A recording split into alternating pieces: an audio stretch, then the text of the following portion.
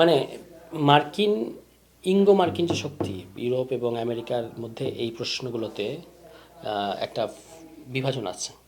সবাই আমেরিকার নীতির সাথে একমত না, কিন্তু মার্কিন যুক্তরাষ্ট্র অনেকদিন ধরেই তারা এককভাবে এই সারা পৃথিবীর উপর একটা যুদ্ধ চাপিয়ে দিতে চাচ্ছে। এটাই তাদের সার্ভাইভ করার একমাত্র রাস্তা, এবং তাদের যুদ্ধের অর্থনীতিটা অনেক বড়। যুদ্ধ মানেই তাদের জন্য একটা বিরাট লাভজনক বিষয়। জেনোসাইড, মানুষ হত্যা, এগুলো করলে তারা অর্থনৈতিকভাবে ফুলে ফেঁপে ওঠে এই ব্যবসায়ীরা।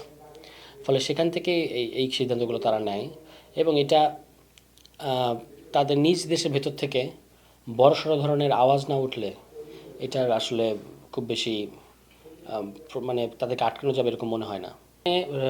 ইসরায়েল রাষ্ট্র প্রতিষ্ঠিত হওয়ার পর থেকেই এখানে যত জাতীয়তাবাদী এবং সার্বভৌমত্বের পক্ষের যে সকল রেজিম ছিল সেগুলোকে উৎখাত করে এখানে সব মার্কিনপন্থী শাসকদেরকে বসানো হয়েছে, এবং তাদেরকে ব্যবসা বাণিজ্য নানা ধরনের সুবিধার মধ্যে জড়িয়ে এখন নিজেদের বিরুদ্ধে ব্যবহার করা হচ্ছে। তো সেই কারণেই আপনি 2020 সালে একটা আব্রাহামিক অ্যাকর্ড হয়েছে।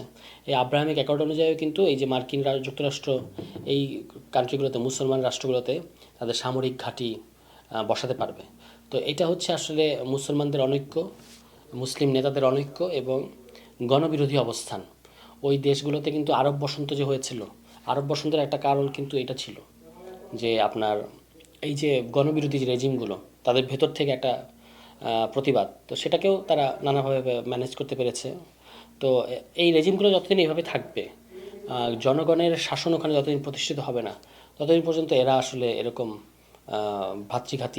ইরানের কিছু দুর্বলতা দেখতে পাচ্ছি আমরা এখানে। একটা হচ্ছে তার গোয়েন্দা দুর্বলতা অনেক বেশি, মানে গভীর। এখানে যে মোসাদ এবং সিআইএ এত ব্যাপকভাবে ইরানের ভেতরে ঢুকে গিয়েছিল, তাদের কাছে প্রায় সমস্ত তথ্য ছিল, এটা আসলে ইরান সেভাবে জানতো বলে মনে হয় না, বা জানলেও তাদের কিছু করার ছিল না। আর তাদের প্রতিরক্ষা ব্যবস্থার কিছু শক্তির দিক যেমন আছে, আবার যেহেতু তারা একটা দীর্ঘ সময় অবরোধের মধ্যে ছিল, তাদেরকে পুরো পৃথিবী থেকে বিচ্ছিন্ন করে রাখার চেষ্টা করা হয়েছে।